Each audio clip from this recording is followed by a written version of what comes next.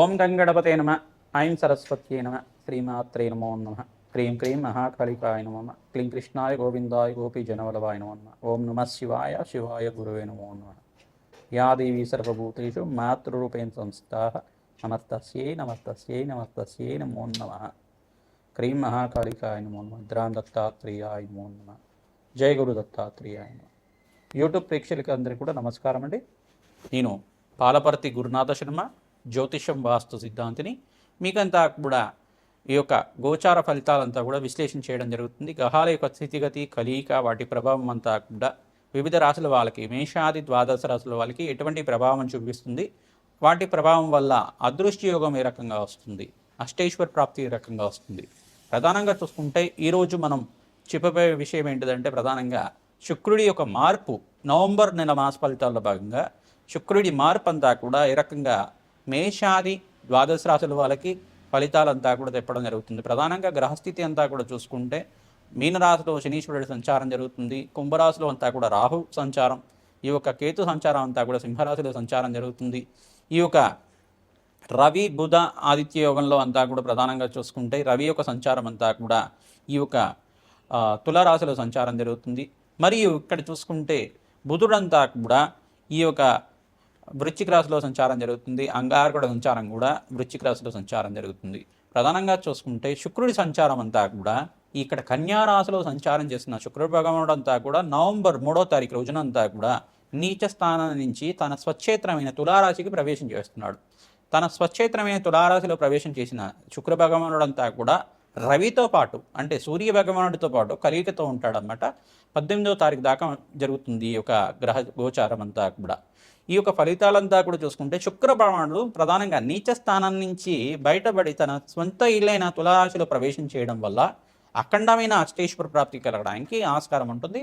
మేషాది ద్వాదశ రాశుల వాళ్ళకి వాళ్ళ జాతకరీత్యా గ్రహబలం ఏ రకంగా ఉన్నప్పటికీ కూడా గోచారరీత్యా యొక్క గ్రహాల యొక్క స్థితిగతి వల్ల వాళ్ళకంతా కూడా వ్యాపారంలో మార్పులు జరగడానికి కానీ, అదృష్ట యోగం కలిసి రావడానికి కానీ, ఆకస్మిక ధనాభం సిద్ధించడానికి కానీ ప్రధానంగా శుక్రుడి యొక్క గోచార ఫలితాలంతా కూడా విశేషంగా చెప్పడం జరుగుతుంది.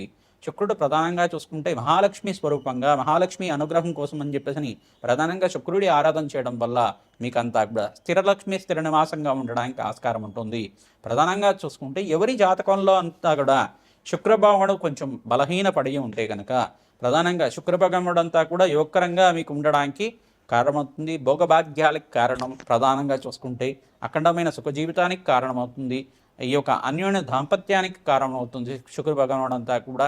ప్రధానంగా వ్యాపారంలో మార్పులు కలగాలన్నా, వ్యాపారంలో మంచి కీర్తి గణించాలన్నా, సంఘంలో గౌరవం పెరగాలన్నా, వ్యాపారాన్ని విస్తారం చేసుకోవాలన్నా, వ్యాపారంలో అష్టైశ్వర్య యోగం రావాలన్నా శుక్ర భగవానుడు కారణమవుతాడు.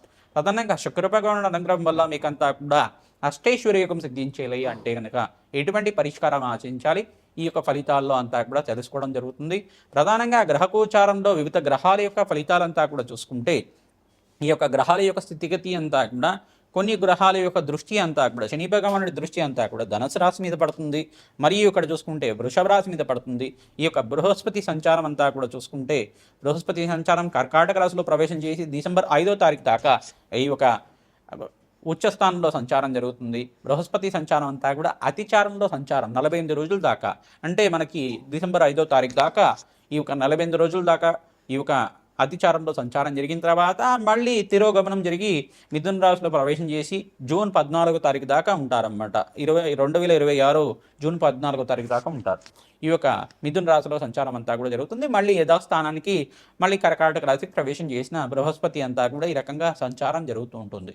ప్రధానంగా చూసుకుంటే ఈ రోజున మనం చెప్పుకోబోయే విషయం అంతా కూడా శుక్ర భగవానుడు మార్పు అంతా కూడా తులారాశిలో ప్రవేశం చేయడం వల్ల ఎటువంటి శుభ కార్యక్రమాలు జరుగుతాయి, ఈ యొక్క అష్టైశ్వర్య యోగం సిద్ధిస్తుందా, వ్యాపారంలో ఎటువంటి మార్పులు జరుగుతాయి, వ్యాపారంలో అంతా కానీ, ఉద్యోగంలో కానీ, వివిధ వ్యాపారంలో కానీ, కుటుంబ సమస్యల్లో ఉన్న వాళ్ళైనా కానీ ప్రధానంగా ఎటువంటి పరిష్కారాలు ఆచరించాలి, మేషాది ద్వాదశ రాశుల వాళ్ళకి అష్టైశ్వర్య యోగం సిద్ధించాలి, అదృష్ట యోగం కలిసి రావాలి, రాజ్యయోగం కలిసి రావాలి అంటే కనుక శుక్ర భగవానుడికి ఎటువంటి పరిహారం చేసుకోవాలి, నవంబర్ నెల మాస ఫలితాల్లో భాగంగా చెప్పుకోవడం జరుగుతుంది. ప్రధానంగా నవంబర్ నెల మనకంతా కూడా కార్తీక మాసానికి నవంబర్ 20 దాకా అంతా కూడా కార్తీక మాసం చాలా శ్రేష్టమైన మాసంగా చెప్పడం జరుగుతుంది. మాసాల్లో కల్లా ఉత్తమమైన మాసం, శ్రేష్టమైన మాసం అని చెప్పడం జరుగుతుంది. ప్రధానంగా శివకేశుల యొక్క ఆరాధన చాలా శ్రేష్టమైంది.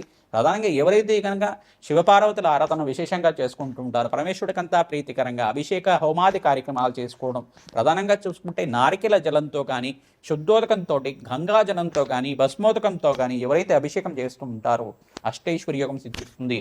ప్రధానంగా మారేడు దళాలతోటి ఈ యొక్క లక్షపత్రి పూజ అనేది కార్యక్రమం అంతా కూడా దేవాలయ ప్రాంగణంలో చేస్తూ ఉంటారు. అటువంటి దివ్యమైన కార్యక్రమం అంతా కూడా పుణ్య కార్యక్రమాన్ని ఆచరించడం వల్ల అదృష్ట యోగం కలిసి వస్తుంది.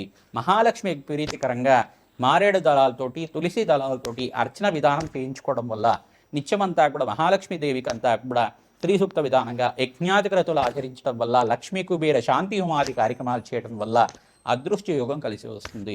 ప్రధానంగా గోమాత సేవ ఎవరైతే నిత్యమంతా కూడా చేసుకుంటూ ఉంటారో మీకంతా కూడా ఆకస్మిక ధనలాభం, ధనయోగం సిద్ధించడానికి ఆస్కారం ఉంటుంది. మేషాది ద్వాదశ రాశుల వాళ్ళకి గోచారీత్యా శుక్రుడి మార్పు వల్ల ఎటువంటి ఫలితాలు వస్తాయో తెలుసుకుందాం. మకర రాశి జాతకులకి నవంబర్ నెల మాస ఫలితాల్లో భాగంగా శుక్రుడి మార్పు వల్ల అదృశ్యయోగం ఏ రకంగా కలిసి వస్తుందో తెలుసుకోవడం జరుగుతుంది.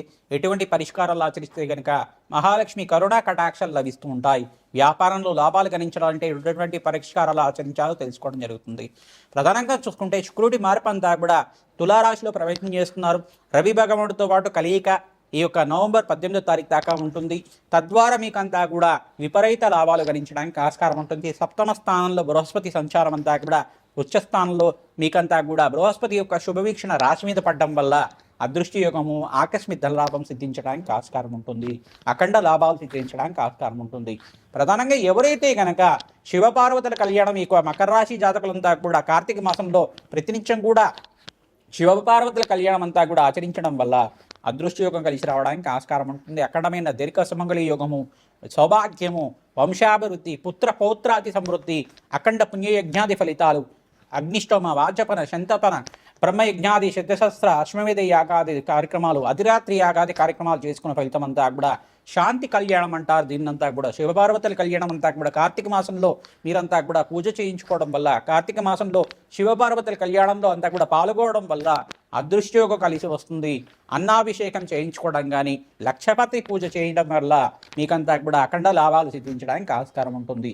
ప్రతినిత్యం కూడా అరుణాచలేశ్వరాయ నమః నామాన్ని ఆచరించడం వల్ల మాసాంతంలో మీకంతా కూడా పరమేశ్వరుడు అనుగ్రహం వల్ల మంచి శుభవార్తలు వింటూ ఉంటారు. అష్టైశ్వర్య యోగం సిద్ధిస్తుంది. వ్యాపారంలో మార్పులు కలగడానికి ఆస్కారం ఉంటుంది. స్త్రీలకు విశేషంగా దీర్ఘ సుమంగళి యోగం సిద్ధించడానికి ఈ యొక్క మాసంలో అఖండమైన పుణ్యప్రాప్తి కలగడానికి ఆస్కారం ఉంటుంది. ధనధాన్యాది సమృద్ధి కలగడానికి స్త్రీలకు విశేషంగా అంతా కూడా ఈ మాసంలో అంతా కూడా అఖండ పుణ్యప్రాప్తి కలగడానికి శుక్రుడి మార్పు వల్ల స్త్రీ కారకుడైన శుక్రుడు అంతా కూడా అఖండ సౌభాగ్యాన్ని ప్రసాదించే విధంగా మారుతున్నాడు కావున రాజయోగం సిద్ధిస్తుంది. సంఘంలో గౌరవం పెరగడానికి ఆస్కారం ఉంటుంది. అదృష్టయోగం కలిసి రావడానికి ఆస్కారం ఉంటుంది. ప్రతినిత్యం కూడా మీరు అమ్మవారికి ప్రీతికరంగా, మహాలక్ష్మీదేవి ప్రీతికరంగా తామర పూలతోటి, మారేడు దళాలతోటి అర్చన విధానం చేసుకోవడం, శ్రీసూక్త విధానంగా, మూలమంత్ర సహితంగా సంపుటితంగా లక్ష్మీ కుబేర శాంతి హోమాది కార్యక్రమాలు విశేషంగా పౌర్ణమి వేళల్లో ఆచరించడం వల్ల అదృష్టి యోగం కలిసి వస్తుంది. శివపార్వతుల కళ్యాణం ఆచరించడం, దీపదానం చేయడం, శాలిగ్రామ దానం చేయడం అదృష్టి యోగం కలిసి రావడానికి, లక్ష్మీనారాయణ కళ్యాణం అంతా కూడా ఆచరించడం వల్ల మీకంతా కూడా వంశాభివృద్ధి కలగడానికి, శీఘ్ర కళ్యాణ యుగం సిద్ధించడానికి, మకర రాశి జాతకులకంతా కూడా వివాహాది శుభకార్యాలు జరగడానికి ఆస్కారం ఉంటుంది. ప్రధానంగా మీరంతా కూడా వెంకటేశ్వర స్వామి వారికి ప్రీతికరంగా తులసిమాలను ప్రతినిత్యం కూడా సమర్పించడం వల్ల అదృష్టికి కలిసి వస్తుంది. బంధుమిత్రుల యొక్క సహాయ సహకారాలు లభిస్తూ ఉంటాయి. ఖర్చులు కూడా విపరీతంగా పెరుగుతూ ఉంటుంది. ప్రధానంగా శ్రమతో కూడిన సంపాదన పెరుగుతుంది. మాసాంతంలో మంచి శుభవార్తలు వింటారు. మాసాంతంలో మీకంతా కూడా శుక్రుడు బృహస్పతి అనుకూలత వలన మీకంతా కూడా అఖండ లాభాలు, వ్యాపారంలో లాభాలు కలగడానికి ఆస్కారం ఉంటుంది. ఈ యొక్క టెక్స్టైల్ రంగంలో వాళ్ళు కానీ, సినీ రంగంలో వాళ్ళకి కానీ మంచి శుభవార్త వినడానికి, మంచి అవకాశాలు సిద్ధించడానికి ఆస్కారం ఉంటుంది. ఫైనాన్షియల్ ఇన్వెస్ట్మెంట్ చేసుకునే వాళ్ళు నవంబర్ 25 తారీఖు తర్వాత మంచి ఇన్వెస్ట్మెంట్ అంతా కూడా ప్రారంభించుకోండి.